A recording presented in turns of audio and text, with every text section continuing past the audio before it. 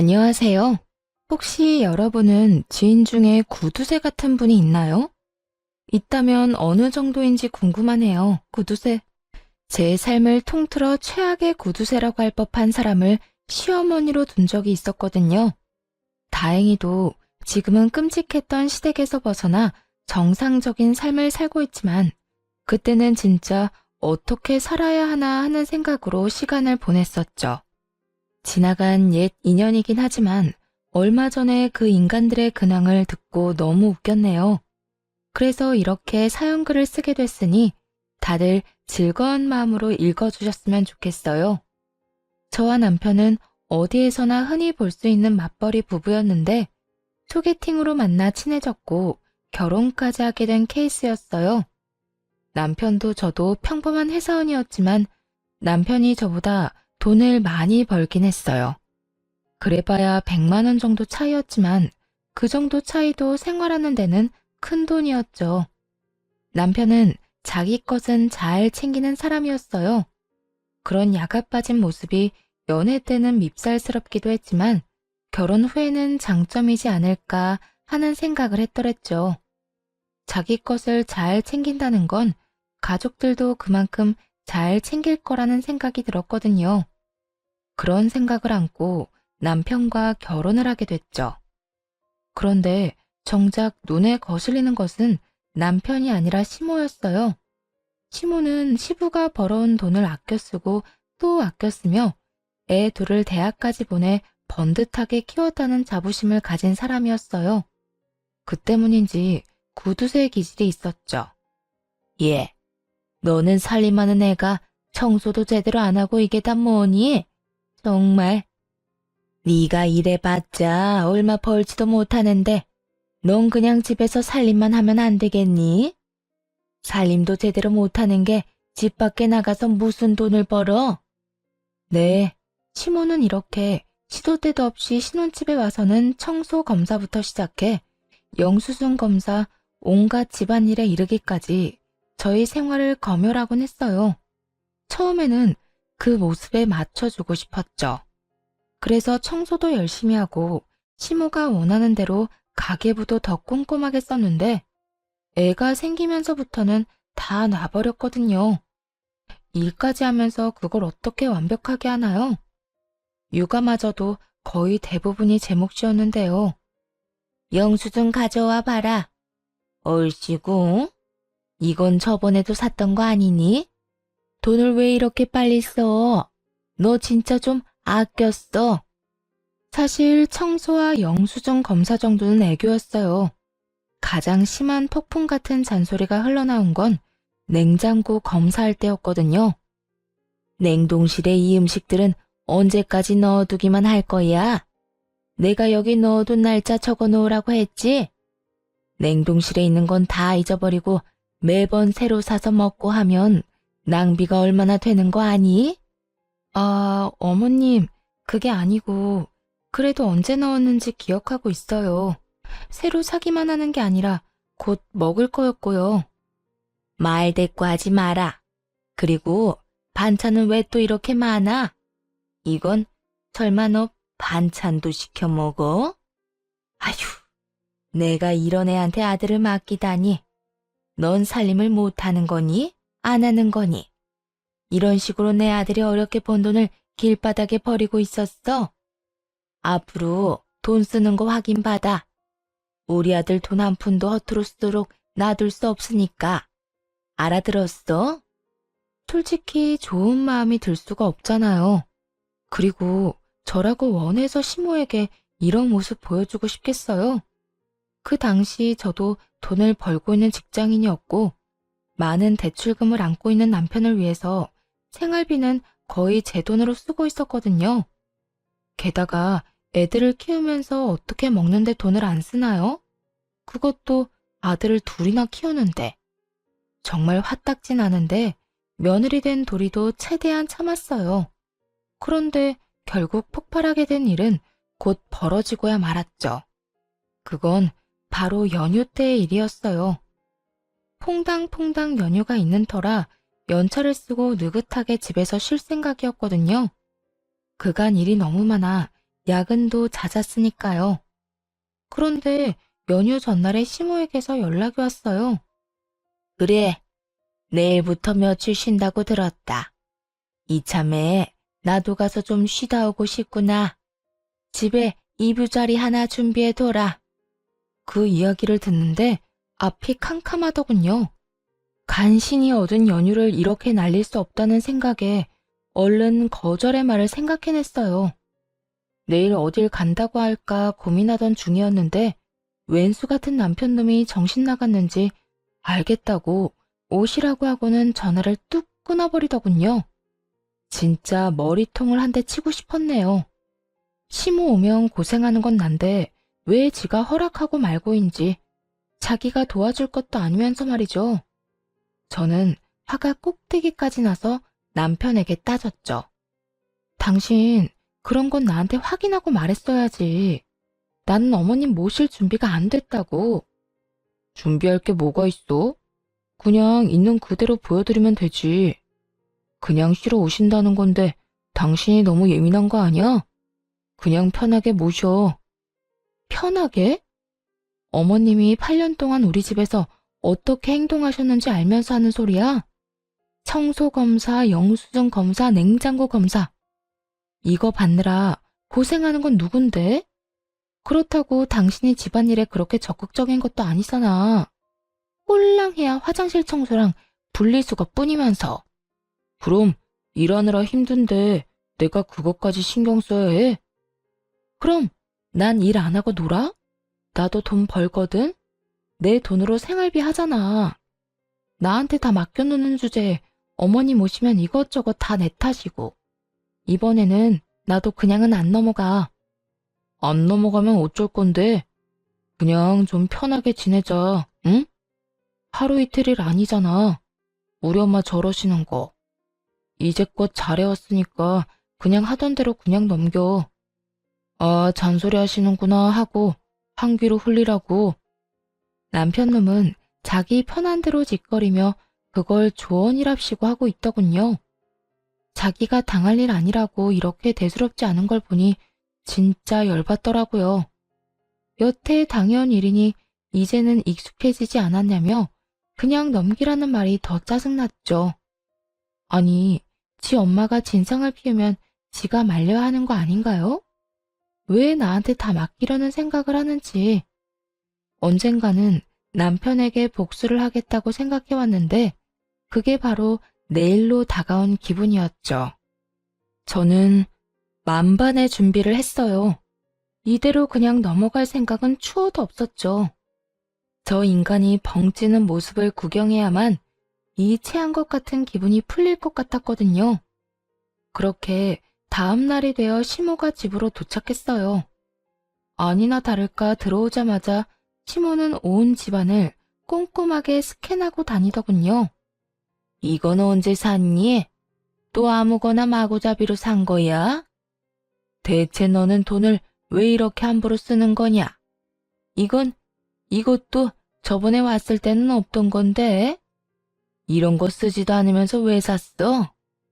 역시나 예상한 대로 시모는 온 집을 헤집으며 잔소리를 해대기 시작했죠. 남편놈은 애저녁에 인사만 하고 들어가서는 시원하게 에어컨 틀어놓은 거실에서 TV 시청 중이었고요. 웃으며 대하는 저도 슬슬 열이 받기 시작했어요. 그리고 이때가 행동을 시작할 때였죠. 우선 남편이 앉아있는 거실로 가 틀어놓은 에어컨부터 껐어요. 남편놈이 눈으로 이게 뭐하는 짓인지 묻더라고요. 남편놈을 한번 흘겨보고는 시모에게 말했죠. 어머님이 저번에 저희 전기세 많이 나왔다고 뭐라고 하셔서 에어컨은 이제 아침, 점심, 저녁 1시간씩만 틀기로 했어요. 이러면 여름에도 전기세 많이 아낄 수 있을 것 같아요. 그렇게 말하자 남편놈이 한숨을 확 몰아쉬더군요. 시모는 에어컨을 끄는 걸 보더니 별다른 말을 안 하더군요. 남편놈은 제게 할 말이 많아 보였지만요. 아랑곳하지 않고 시모에게 말했어요. 어머님, 식장하시죠? 일단 식사 차릴 테니까 잠깐만 계세요. 그러고는 시모가 보는 앞에서 냉동실에 넣어둔 밥을 꺼내 전자레인지에 데웠어요. 그 밥은 언제적 밥이야? 아, 요즘에는 전기세 아끼려고 다들 이렇게 먹어요. 새밥 하자마자 용기에 넣어서 이렇게 냉동실에 바로 넣어두면 나중에 전자레인지만 돌려서 새밥처럼 먹을 수 있거든요. 시모가 온다고 했을 때 일부러 새 밥을 짓지 않았던 거죠. 뭐든 돈으로 따지고 드는 시모에게 새 밥을 줄 필요가 뭐 있나요? 그냥 불 꺼진 밥솥을 보여주는 편이 낫죠. 그렇게 말하고는 냉장고에 있던 마른 반찬을 몇 가지 꺼냈어요. 멸치볶음, 진미채볶음, 깻잎지와 연근조림. 모두 며칠은 두고 먹은 것들이었어요. 그리고 이틀째 먹는 김치찌개를 데워 상 위에 올리고는 남편과 애들 시모를 불렀죠. 식사 준비 다 됐으니까 밥 드시러 오세요. 그렇게 식탁에 앉은 남편이 화를 내더군요. 반찬 꼴 이게 다 뭐야? 오늘 엄마 오신다는 이야기 못 들었어. 적어도 반찬 정도는 어머니 드실 만한 걸로 했어야지. 무슨 소리 하는 거야? 이게 다 어머님이 원하시는 식단이야. 어머님이 항상 아끼라고 뭐든지 아끼라고 하시는 거 몰라? 냉장고에 쓸데없는 반찬 들어있는 거 가장 싫어하시잖아. 못 먹고 버리는 반찬이 제일 아까운 거라고. 아니, 그래도 그렇지. 그래도 전부 다 매일 먹던 것만 꺼내면 어떡해. 적어도 엄마가 좋아하는 거 한두 가지는 있어야 될 거 아니야. 당신이야말로 어머님이 뭘 좋아하시는지 모르는구나. 새로 만들었으면 또 화내셨을 거라고. 나는 어머님 말대로 아끼려고 우리가 먹던 거 내는데 불만 있어? 이거라도 많이 먹어. 집에 다른 건 없으니까. 그렇게 이야기하며 앞치마를 벗어두고 자연스레 거실로 갔어요. 핸드폰을 가방에 넣고 나갈 것처럼 어깨에 매자 남편 놈이 이상한 표정으로 묻더군요. 당신은 밥 안 먹고 어디 가? 나? 난 애들 데리고 밖에서 먹고 오게. 아, 어머님, 걱정 마세요. 남편 돈 쓰는 거 아니고 제가 벌어서 쓰는 돈이니까요. 야, 너 장난쳐? 우리한테는 이딴 음식 먹으라고 해놓고 너는 나가서 사 먹는다고? 같이 가. 엄마랑 다 같이 나가서 밥 사 먹는 게 낫겠다. 내가 사줄 테니까 가요, 엄마. 여보, 당신 어쩜 이렇게 어머님 생각을 몰라? 당신 돈 쓰는 거 어머님이 얼마나 싫어하시는지 몰라서 그래? 내가 번 돈은 내가 알아서 써도 상관없지만 당신 돈은 1원짜리 하나 허튼 데에 쓰는 거 싫어하시는 분이잖아. 그러니까 돈 쓸 생각하지 말고 집에서 둘이 저 밥이나 먹어. 애들은 내가 데려가서 맛있는 거 먹이고 올 테니까. 이렇게 말하자 남편 놈이 어이없다는 표정을 하더군요. 너 지금 그걸 말이라고 해? 엄마한테 줬단 밥을 먹이라고? 넌 나가서 팔자 좋게 외식하고? 왜 말을 그런 식으로 꼬아서 들어? 그냥 여태 어머님이 다 말씀하신 거잖아. 나한테 화낼 게 아니지. 나는 어머님 하라는 대로 한 것뿐이야. 그리고 에어컨은 켜지 말고 아껴. 전기세는 당신이 내는 거잖아. 알았지? 와, 진짜 너. 그래서 넌 진짜 나가서 먹는다고? 응. 혹시라도 밖에서 먹고 싶으면 어머님한테 여쭤보고 같이 나가서 먹고 와. 나랑 애들까지 끼이면 어머님이 싫어하시거든. 돈 함부로 쓴다고. 그럼 어머니, 식사 맛있게 하세요. 저는 애들이랑 나가서 먹고 올게요. 그렇게 말하고 나서자 시모의 표정은 완전 썩어버렸어요. 설마 제가 이런 수를 쓸 줄은 몰랐나 봐요. 에어컨도 안 튼 더운 집에서 익어가며 전자레인지로 데운 밥에 마른 반찬과 김치찌개를 먹으면서 좀 깨닫기를 바랬어요. 여태까지 당신이 어떤 행동을 나한테 요구했는지를요. 그런데 집에 돌아오니 시모는 어느새 집에 가고 없더군요. 어머님은? 이틀 동안 계시다 간다고 하지 않았어? 내가 빨리 가시라고 했어. 더운데 에어컨은 틀어야 할 거 아니야. 그런 거 치곤 집이 시원한데? 그럼 내 집에서 내가 마음대로 에어컨도 못 틀어? 내 돈 내니까 난 시원하게 있어도 되지. 당신이 이러는 걸 보면서도 당신한테는 잔소리 안 하시는 거 보면 참 대단해. 잔소리를 며느리만 들어도 된다고 생각하시나 보네?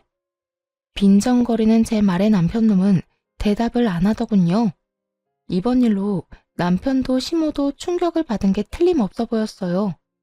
설마 하니 두 사람만 놔두고 나가서 외식을 할 줄도 생각 못했겠죠. 그 뒤로 시모는 적어도 먹는 걸로는 아끼라는 소리는 하지 않더군요. 냉장고 검사도 당연히 자연스레 사라졌고요.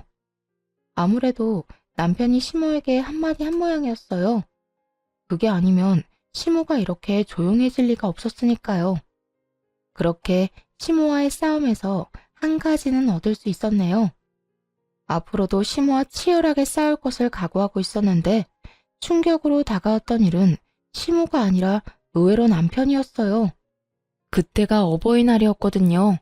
가정의 달이라 돈이 많이 드는 날이었죠. 그 당시 전 매달 친정과 시댁에 각각 30만 원씩 용돈을 드리고 있었어요. 사실 남편이 챙겨주면 좋았겠지만 남편놈은 그런 곳에 쓸 돈 없다며 절대 안 된다고 했었죠. 그러면서 대출금 나가는 거, 저축하는 거, 그런 걸 더 중요하게 생각하더라고요. 참 편협한 사고를 하는 사람이었죠. 하지만 어른들한테 잘하는 건 이득만으로 하는 건 아니잖아요. 키워준 은혜고 어찌 보면 자식된 도리로 하는 거죠. 솔직히 매달 용돈까지는 드리지 않더라도 특별한 날에 선물이나 용돈을 드리는 게 서로의 관계에서도 좋은 거잖아요. 그런데 남편놈은 그런 걸 모르는 인간이었어요. 몇 해 그래오긴 했네요.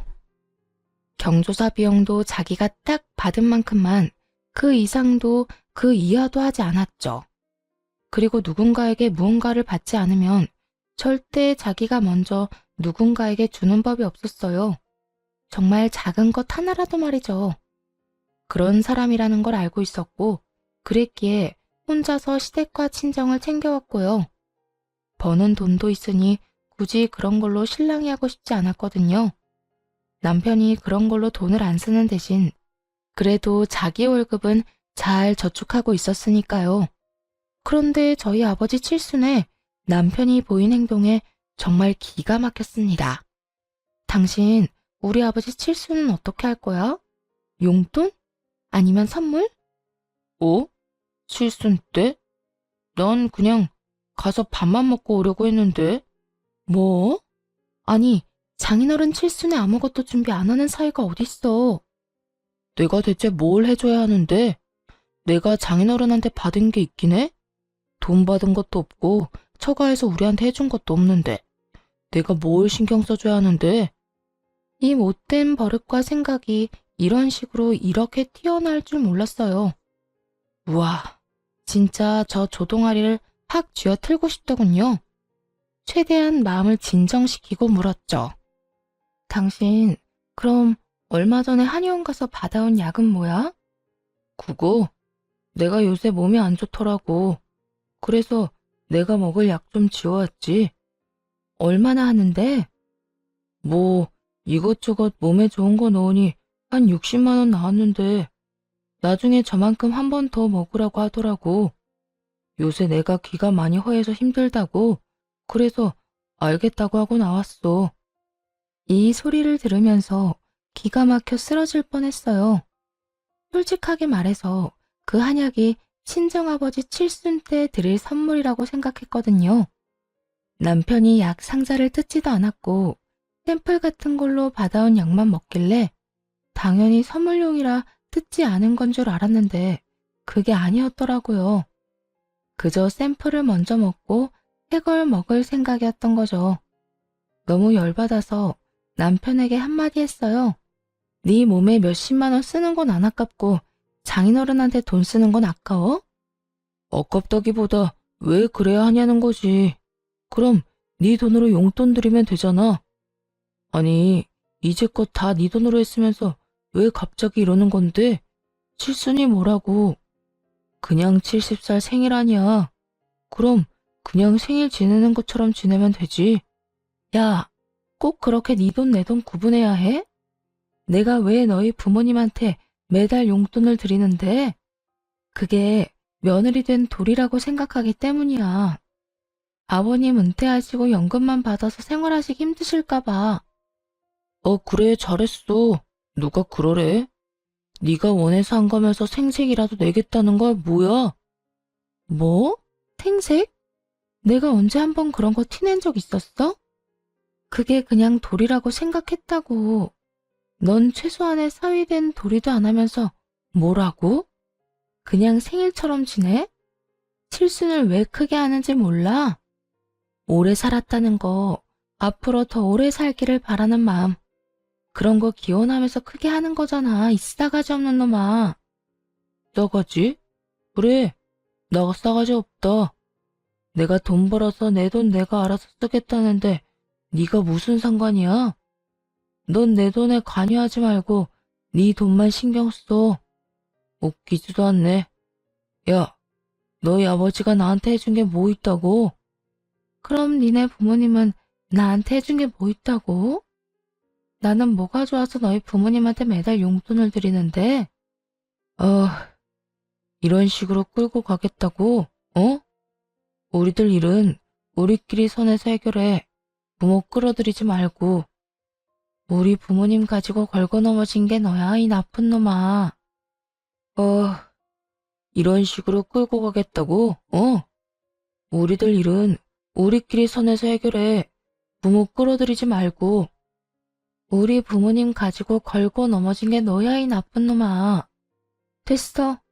네가 이런 놈인 거 알고도 결혼한 내가 미친년이지.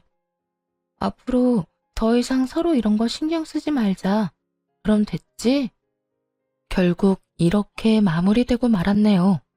그렇긴 해도 아버지 칠순잔치에는 같이 가주지 않을까 그렇게 마음 한구석에 기대를 하고 있었어요. 이렇게까지 화를 냈으면 정신을 차렸을 수도 있다고 생각했거든요. 그런데 그거야말로 제 착각이었더라고요. 그놈은 아버지 칠순잔치 날에 아예 늦잠까지 자더니 일어나자마자 TV부터 켜더군요. 칠순이 언제인지도 모르는 눈치였어요. 저런 인간을 사위라고 생각하고 있는 아버지에게 죄송했고 저걸 남편이랍시고 말하고 다니는 것도 창피하다는 생각이 들었죠.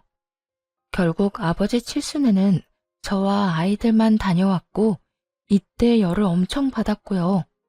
다른 형제자매들은 남편, 와이프 다 데리고 와서 하하호호 즐거워하는데 저는 아버지에게 거짓말을 해야 했으니까요. 남편이 바빠서 못 왔다고요. 차마 오기 싫어한다고는 말할 수 없잖아요. 어떻게 그러겠어요? 그렇지만 아버지는 믿지 않는 눈치더군요.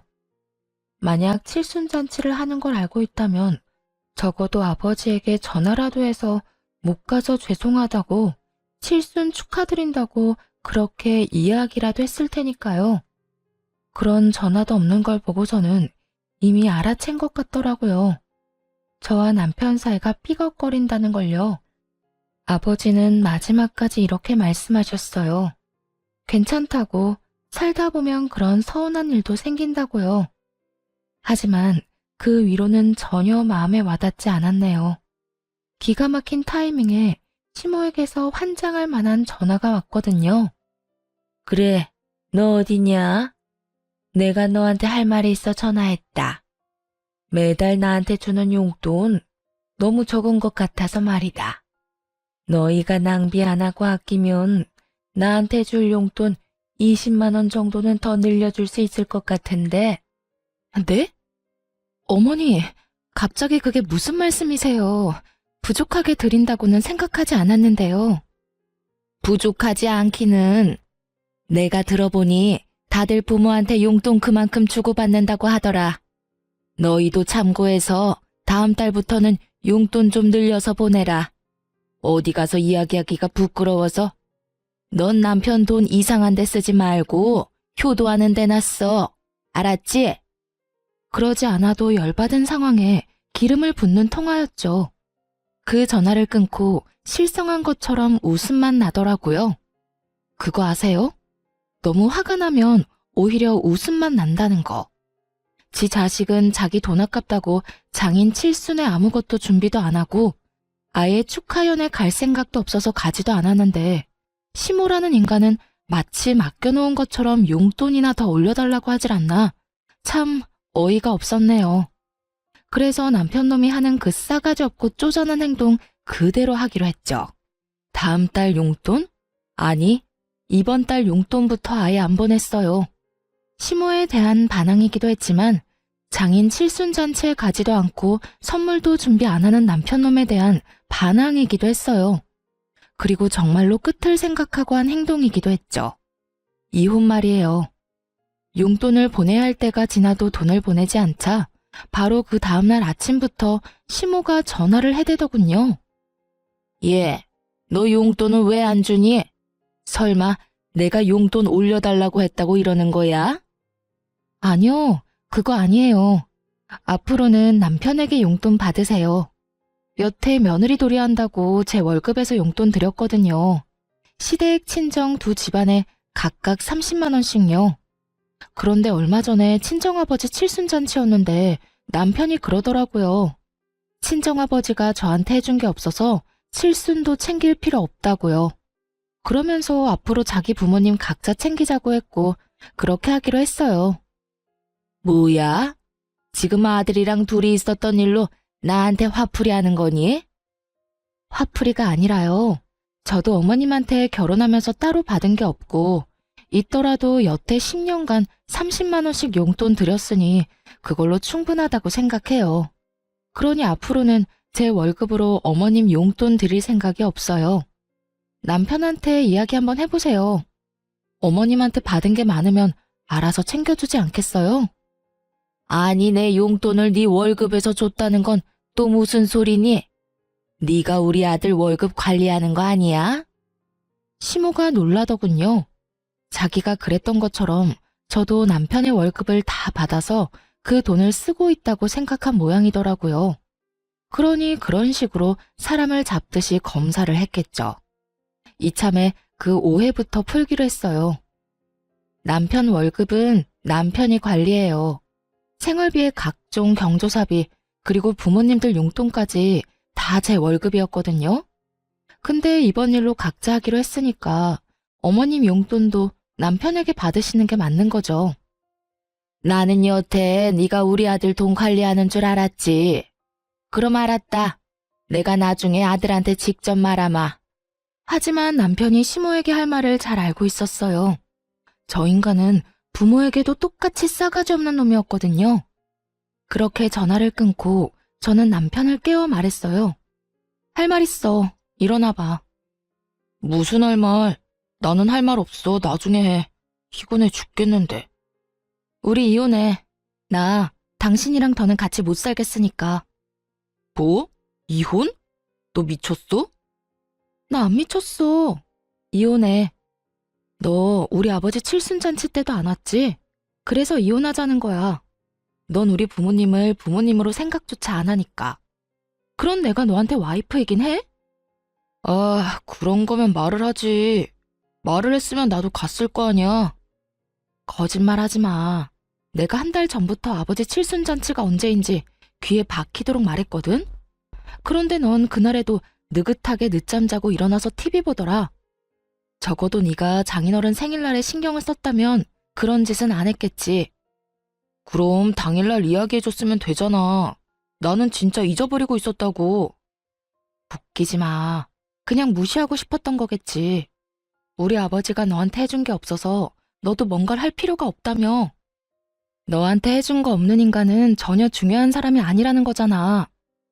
아니, 그건 불만이 있었으면 그때 바로 얘기했어야지. 왜 지금 와서 이렇게까지 심각하게 만들어? 불만? 불만이 아니라 네가 우리 아버지에게 그러는 거 보고 깨달았어. 넌 우리 엄마에게도 그런 태도일 거고 나한테도 결국에는 그런 행동이겠지. 그러니까 그냥 각자 길 가자. 각자 돈 관리하는 것처럼. 야, 네가 지금 무슨 소리를 하는지 알기나 해? 생각하고 말하는 거냐고. 너랑 내가 무슨 부부야? 부부는 가족 간의 결합이라는데 너는 우리 부모님을 부모님이라고 취급할 생각도 없어 보이잖아. 그러니까 제발 부탁이니까 헤어져줘. 이 말을 듣고는 남편 놈이 벙찌더군요. 그리고는 무슨 이런 이유로 이혼을 하냐고 따지며 잡으려고 하더군요. 그렇지만 철저히 남편을 무시하니 자기도 빈정이 상하고 자존심이 상했는지 결국에는 알았다며 이혼하자고 하더군요. 그렇게 이혼 소송을 진행하게 됐죠. 그리고 얼마 뒤 시모가 그 사실을 알게 됐는지 연락이 왔어요. 너희 진짜 이혼하기로 한 거야? 도대체 무슨 이유로 이혼을 하는 건데? 그냥 같이 살면 될 것을. 어차피 이혼해봐야 너만 손해야. 잘 생각해봐라. 돈도 많이 못 버는 네가 무슨 능력으로 애 둘을 혼자 키우면서 혼자 살겠다는 거니? 넌 세상이 만만해 보이지? 그렇게 힘들어도 이혼할 만큼 결혼 생활이 개떡 같았다는 말이죠. 그리고 그냥 이혼하면 하는가 보다 하고 계셔도 알아서 이혼할 건데 이렇게 전화까지 해서 이런 말씀하시는 이유를 모르겠네요. 그래서 저한테 무슨 이야기가 하고 싶은 거예요? 이혼하면 너만 손해라는 거 알려주고 싶어서 그러지. 우리 아들이 너보다 훨씬 잘 벌지 않니? 너 나가봐야 쪽박이야. 하긴 이혼한다는데 내가 잡는 것도 웃기지. 돈 많이 벌면 뭐 해요? 그 돈을 다른 사람을 위해서 한 번도 안 쓰는 인간인데 그렇게 돈을 많이 벌면서도 어머님 용돈 하나 안 챙기던 게 남편이에요. 이제 와서 챙길 리가 있겠어요? 너 이혼한다고 그렇게 모함하고 그러는 거 아니다. 우리 아들이 나 닮아서 검소한 거지. 지금에야 말씀드리는 거지만 어머님네 들어가는 선물, 친인척들한테 돌리던 것들 모두 제가 다 챙기고 제 돈으로 한 거거든요. 그 사람한테는 그런 생각 자체가 없어요. 부모님이나 친인척분들한테 잘해야 한다는 생각 자체가. 시모는 그걸 믿지 못하더군요. 긴가민가한 눈치였어요. 그저 이혼하기 전에 허튼 소리라도 하는 거라고 생각했던 건지도 모르죠. 그렇다 해도 이제 네가 신경 쓸 일은 아니지 않니? 제가 힘들 것 또한 어머님이 신경 쓸 일은 아니죠. 다시 말하지만 어머님이야말로 이제 곧 느끼실 거예요.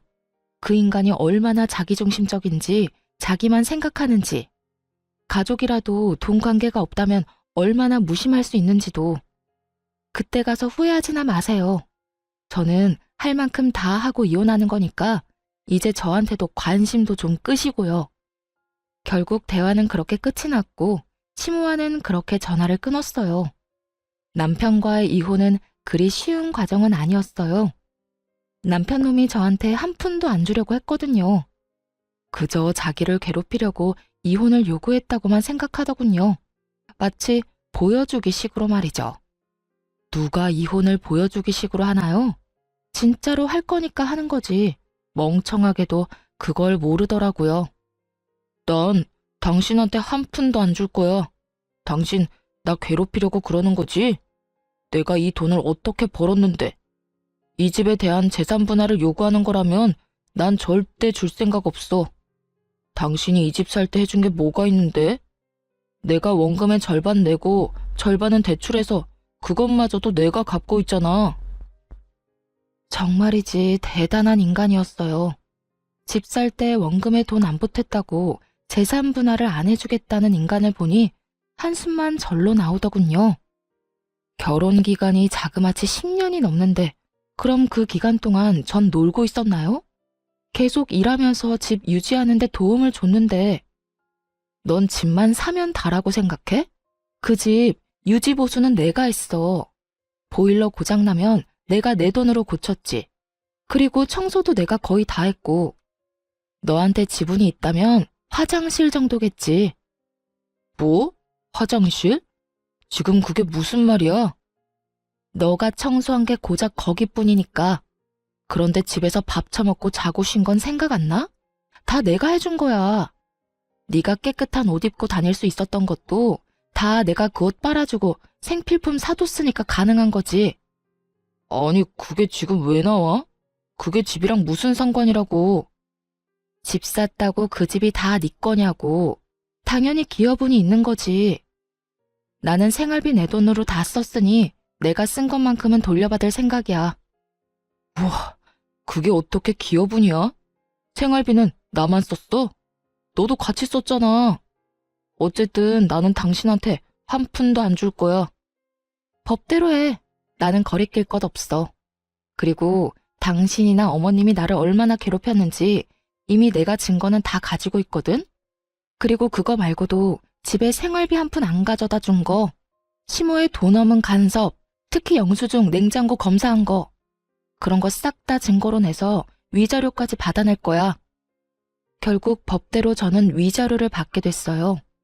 결혼 생활이 길었던 데다가 남편이 모아둔 돈도 꽤 있어서 재산 분할도 생각보다 많이 받아서 나올 수 있었죠. 애들 둘을 데리고 나와서 가장 먼저 간 곳은 친정이었어요. 이혼이 마무리되고 남편 놈에게 그 돈을 다 받아내고서야 겨우 저희 새 모자가 살 곳을 구할 수 있었어요.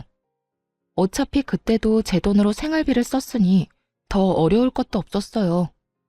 그렇게 이혼을 하고 나서 앞가림을 하느라 그 인간들이 어떻게 사는지는 알지도 못했어요. 그런데 하루는 전 시모에게 연락이 왔어요.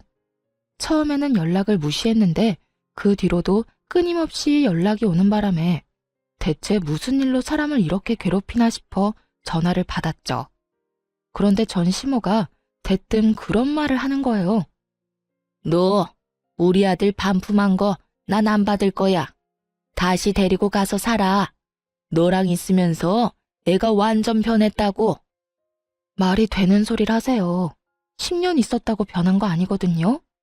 30년을 자기 엄마랑 같이 지내는데 고작 10년 있었다고 어떻게 그게 바뀌나요? 그리고 저는 그 사람이랑 불과 얼마 전에 이혼했어요. 다시 데려가라니. 불쾌한 소리 하지 마세요. 아이고, 내가 미쳤지. 너랑 이혼을 시키는 게 아닌데 내가 멍청했어.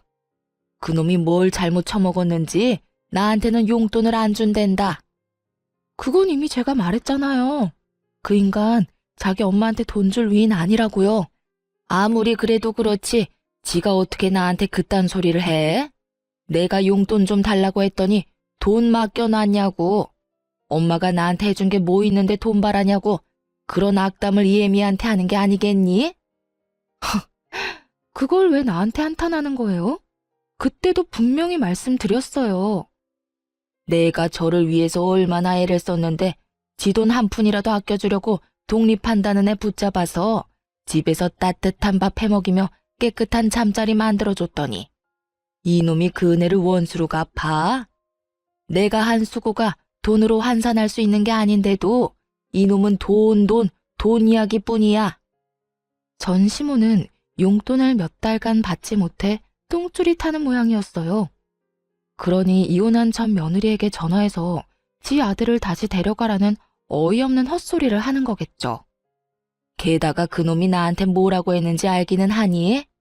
나더러 그간 내가 너한테 말한 것처럼 알뜰살뜰하게 아끼며 살면 노령연금 나오는 걸로도 먹고 사는데 지장이 없다면서 요양원 들어가기 전까지는 자기한테 돈 한 푼 요구하지 말라는 소리를. 뭐 그러시면 되겠네요. 저한테도 계속 하시던 말씀이셨잖아요. 아이고, 내가 그때 생각하면 아직도 머리가 다 어질어질해. 그놈이 나한테 어떻게 그래? 내가 아들을 어떻게 키웠는데? 먹는 것도 아끼고 잠자는 시간도 아껴가며 고이 키웠건만 이놈이 그런 엄마 가슴에 대못을 박아? 전 시모의 분노는 어마어마했어요. 그치만 그 분노를 왜 저한테 터뜨리는지 이해가 안 갔죠. 열받으면 자기 아들한테 이야기하면 될 것을. 아마 그 인간이랑은 대화 자체가 통하지 않으니 이렇게 전화해서 어떻게 좀 해달라는 의도였던 것 같아요. 하지만 제가 뭘 해줄 수 있는 상황은 아니었죠. 그러고 싶지도 않았고요. 그러게 적당히 하지 그랬어요. 평생을 그렇게 아끼며 악착같이 사셔서 아줌마 아들도 똑같이 자기한테만 돈 쓰는 거 아니에요. 다른 사람들한테 베풀고 살았으면 당연히 그 사람도 똑같이 사람들한테 베풀고 살았겠죠. 적어도 장인어른 칠순에 아무것도 준비 안 하고 사자가 뵙지도 않는 짓은 저지르지 않았을 텐데. 아줌마? 너 말 다 했어? 그리고 너 지금 이게 다 내 탓이라는 거니? 그래요. 지금 그 사람 행동은 다 아줌마가 만든 거예요. 그렇게 토대를 마련해줬으니 그런 인간으로 완성된 거죠. 보세요. 말한 대로 됐죠? 자기 부모고 뭐고 동관계가 아니면 얄짤없는 인간이라니까요. 너 아무리 그래도 그렇지 무슨 말을 그렇게 하니? 내가 틀린 말 했어요? 그런 인간 10년 데리고 살아줬으면 오래 산 거예요. 그러니 아줌마는 후회하지 마세요.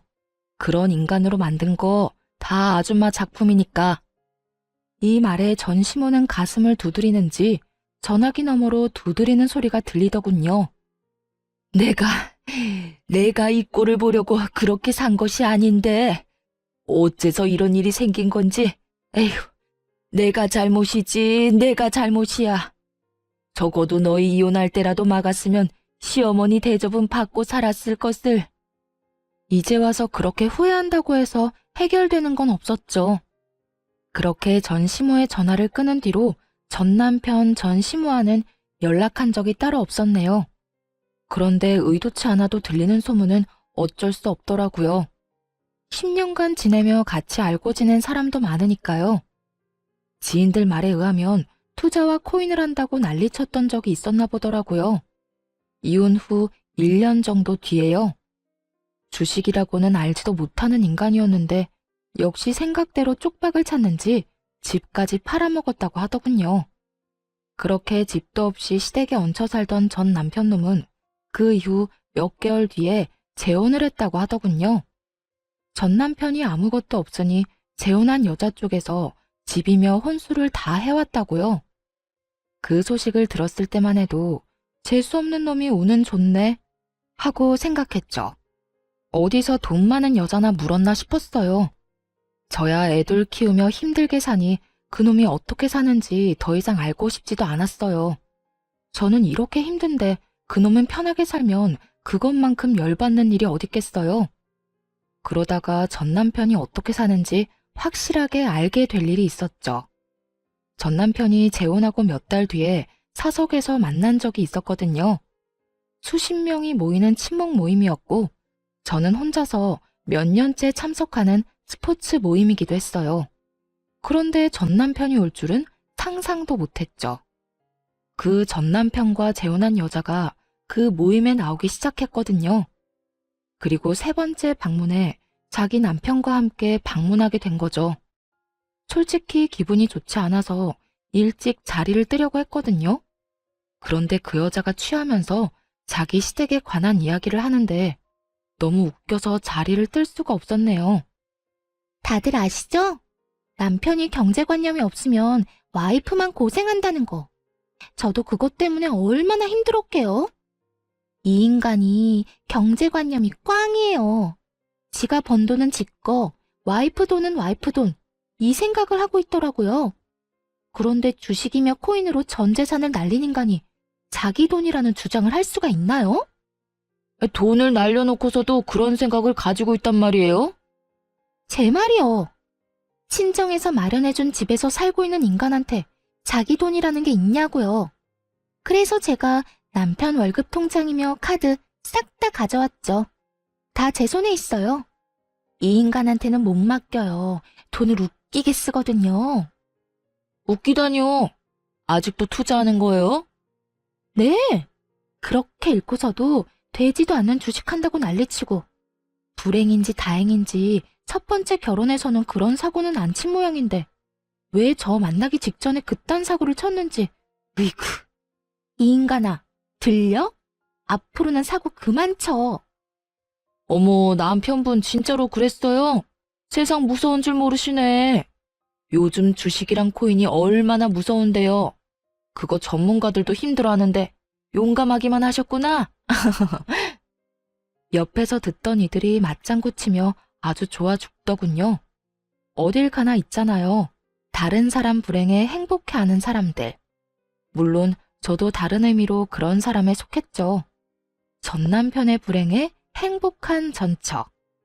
게다가 그 재혼한 여자는 사람의 자존심을 실시간으로 확확 뭉개버리더라고요. 그런데 더 웃긴 건 그 여자가 그렇게 말하는데도 전 남편은 한마디도 못하고 어정쩡하게 웃고만 있더라고요. 아무리 봐도 꽉 잡혀 사는 모양이었어요. 하긴 결혼할 때 여자 쪽에서 다 해왔다는데 지가 어쩌겠어요? 막말로 여자가 저렇게 막 나와도 다 받아줘야 할 상황이잖아요. 그런데 더 웃긴 건 그 여자가 전 시모 이야기를 꺼낼 때였어요. 그리고 이 사람 어머니도 진짜 웃긴 거 알아요? 처음에 우리 집 와서는 웃기지도 않는 짓을 하더라고요. 어떤 짓이요? 시집살이라도 시키던가요? 아니요. 청소검사, 영수증 검사, 냉장고 검사. 무슨 검사를 그렇게 하더라고요. 뭐라더라? 우리 아들 돈 길바닥에 버리는 행동은 용납 못한다고요. 저한테 했던 짓을 이 재혼한 며느리한테도 그대로 했더라고요. 저는 헛웃음이 나왔어요. 저한테 전화해서 한탄할 때는 언제고 역시 사람 참 안 변해요. 설마 그런 짓을. 요새 시어머니가 어떻게 그런 짓을 해요? 근데 하더라니까요. 얼마나 아껴 쓰라는지. 그래서 제가 뭐라고 했는지 아세요? 뭐라고 했어요? 신경 쓰지 말라고? 그렇게 아껴 쓰면 뭐하냐고. 어머님은 왜 재산이 그것뿐이냐고 물었죠. 뭐 묻는다기보다는 그냥 비웃은 거예요. 아니 웃기잖아요. 그렇게 아껴 쓰면 뭐하냐고. 아들놈이 정신 나가서 투자한답시고 돈 다 날리고 결국에는 자기 엄마 집도 팔아제꼈는데. 그 이야기를 듣고서는 놀라서 눈이 크게 떠졌어요. 우리가 살던 신혼집을 날렸다는 이야기는 들었는데 설마 전 시모 집까지 날려버린 건 몰랐거든요. 그 이야기를 전 남편의 새 여자에게 들으니 정말 피식피식 웃음이 터져 나왔어요. 아, 이런 재밌는 일을 왜 나만 모르고 있었지? 하고요. 그래서 시어머니한테 말해줬어요. 아껴 쓰라는 헛소리 할 시간에 돈 쓰는 법도 제대로 모르는 아들놈 경제교육이나 다시 시키라고요. 이딴 영수증 냉장고 검사할 생각하지 말고 나이가 40이 넘어 50을 바라보는데도 사고만 치는 아들놈 걱정이나 하라고요. 아, 표정이 볼만했겠어요. 그랬더니 뭘 하셔요? 뭐 얼굴이 확 굳어져서는. 그 뒤로는 집에 찾아오지도 않더라고요. 결혼하자마자 집에 찾아와서 잔소리를 얼마나 해대던지 진짜. 그런 거 보니까 재혼하는 인간한테는 이유가 있구나. 저 시어머니 밑에서 10년을 버틴 첫 번째 며느리는 도대체 어떤 사람인지 궁금하기까지 하더라니까요. 나는 1년 만에 열받아서 한 소리하고 영 끊었는데 말이죠. 그 이야기에 전 시모가 호되게 당한 것도 알게 됐죠. 그리고 지금 그 이야기를 듣고 있는 전 남편 놈은 사람들의 안주거리가 돼서 열심히 씹히고 있는 상황이었고요. 전 남편이 여보 그만해 하고 옆에서 말리기는 했지만 이미 취해서 입이 풀린 재혼녀를 막을 수는 없어 보였어요. 대신 아무 말도 못하고 정색한 채로 자기 여자만 쳐다보더군요. 그때 재혼한 여자가 자신을 말리는 남편놈을 보며 갑자기 삿대질을 했어요. 쓰레기! 이 시끼 처갓집에 하는 거 보면 완전 쓰레기거든요? 우리 부모님이 그런 말 잘 안 하는 분인데 이 인간한테는 치를 떨어요. 1년간 우리 집에 해준 게 하나도 없거든요. 아버지가 뭐라는 줄 알아요? 집도 받아가고 혼수도 다 쳐 받아간 주제에 염치도 없고 눈치도 없는 시끼라고 맨날 볼 때마다 욕해요. 아니, 그건 진짜 너무했다. 어떻게 그래요, 사람이? 아, 당신 이제 좀 그만해. 그만하긴. 아니, 우리 집에서 뭘 안 해갔으면 모르겠는데 다 해갔잖아. 근데 모가지에 깁스라도 둘렀나?